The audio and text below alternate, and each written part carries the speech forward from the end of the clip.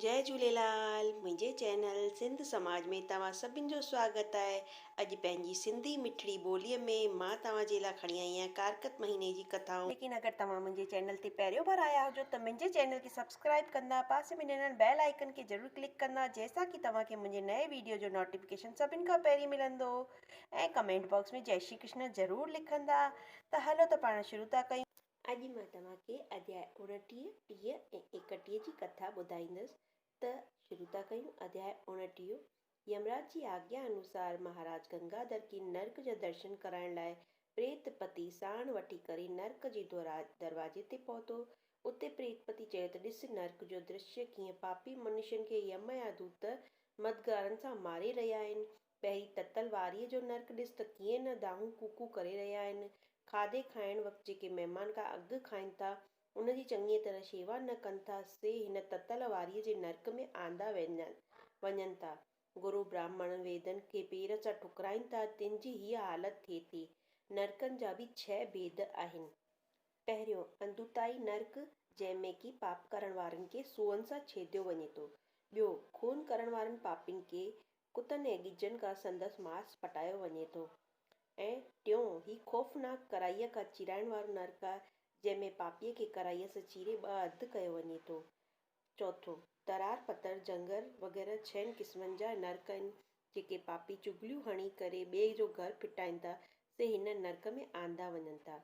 पंजो आर्गल नाले नर्क आहे, त कीअं न पापिन खे यम या दूत मारीनि था, फांसियुनि ते लटकाइनि था।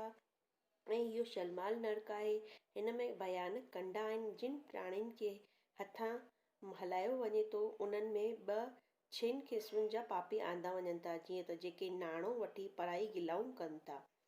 6 ॻोलाणी नाले नर्क ॾिस त कीअं पापी ऊंधे मुंहुं लटकाया वञनि था, जेके न मनुष्य खाइण जहिड़ी शयूं जीअं त मांस, ब्याजखोरी ऐं परायो धन हजम कनि था, तिन खे दुर्गंध वारे नर्क में आंदो वञे थो। ही कुंभी नर्क चवाराईंदो आहे। हिन में महापापी आंदा वञनि था, जिते ततल तेल जी तइनि में हिननि खे विधो वञे थो। अहिड़ी तरह नर्कनि जा कुल 84 भेद आहिनि। अपकरण, मिलणीकरण, उपपाप, जाति पातक, अति पाप ऐं महापाप, उहे 6 नमूने जा पाप आहिनि, जिन खे 6 क़िस्मनि जे नर्कनि में आंदो वञे थो। एतिरो चई प्रेतपति गंगाधर महाराज खे यक्ष लोक में वठी वियो, जिते हिन खे कबीर जो सेवक कयो वियो। ऐं धन यक्ष नाले सां प्रसिद्ध थियो, जंहिंजे नाले विश्वामित्र मुनीअ तीर्थ ठाहिरायो। इते श्री पद्म पुराण कार्तिक महात्म जो 29 अध्याय पूरो थियो। बोल श्री कृष्ण कन्हैया लाल की जय। हाणे असां अध्याय 30, जंहिंमें कि गोपाष्टमी जी कथा आहे, त मां तव्हां सां गोपाष्टमी जी कथा शेयर करे चुकी आहियां, लेकिन अध्याय 30 जी कथा मां तव्हांखे ॿुधाईंदसि। नारद मुनि चयो त कार्तिक महीने में गोपाष्टमीअ खां पूर्णमासी ताईं महादेव जे व्रत रखणु ऐं पूॼन करणु एतिरे क़दुरु फलदायक आहे, जो भॻवानु शंकर ख़ुशि थी उन भक्त खे अनेक क़िस्मनि जा पदार्थ ॾिए थो, बशर्त सत्य भावना सां व्रत रखी पूॼन कंदो। ओम हरिओम नमः शिवाय इन अष्ट अखरी मंत्र जो कार्तिक जी 11 खां वठी पूर्णमासीअ ताईं धुनी लॻाइजे। 11 ॾींहुं व्रत रखी 12 तिथि में ब्राह्मण खाराइजे। 11 खां पूर्णमासी तिथीअ ताईं हिन 5 ॾींहंनि खे भीखमन जो विर्त करे चइबो आहे। 5 ई ॾींहं कार्तिक महात्म जो पाठ कजे। पाठ समाप्त थियण खां पोइ महादेव जी आरती करिजे। महादेव जी आरती, जेका कि ओम जय शिव ओंकार आहे, इहे तव्हां सभिनि खे ईंदी हूंदी, उहा करबी आहे। महादेव जी आरती समाप्त थियण खां पोइ भॻवान ते भोग चाढ़े आयल मनुष्यनि खे विराए ॾिजे। पोइ पाण प्रसाद खाई व्रत छोड़े ब्राह्मण खे भोजन खाराए यथाशक्ति दक्षिणा ॾेई प्रसाद खाई व्रत छोड़े। इते श्री पद्म पुराण कार्तिक महात्म जो 3 अध्याय पूरो थियो। बोल श्री कृष्ण कन्हैया लाल की जय। अध्याय 31 5 भीखमन यानी पांडवनि जी कथा।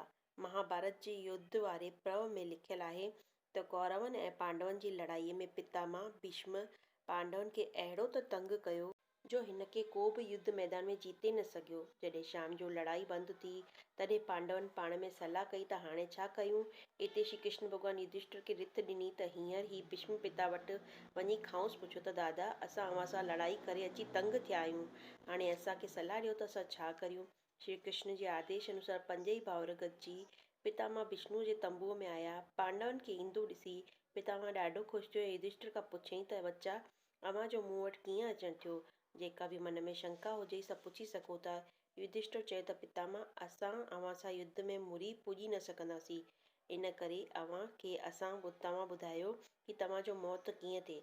पितामह चयो त बच्चा युधिष्ठिर, अर्जुन लड़ाई करण वक़्तु जॾहिं द्रौपद जे पुठियां शिखंडीअ खे अॻियां करे त पाण पुठियां थी मूंसां लड़ाई करे त इन में को शक कोन्हे त हू मूंखे मारे न सघंदो। सबबु रुॻो हीअ आहे त शिखंडी अॻे जनम में स्त्री हो ऐं स्त्रीअ सां लड़णु खत्री धर्म जे विरुद्ध आहे। इते श्री पद्म पुराण कार्तिक मातम जो 61 अध्याय पूरो थियो। बोल श्री कृष्ण कन्हैया लाल की जय। वरी मिलंदासीं अध्याय 32, 33, 34 ऐं 35 जी कथा सां गॾु। त सभई प्रेम सां चवंदा जय श्री कृष्ण ऐं जय झूलेलाल।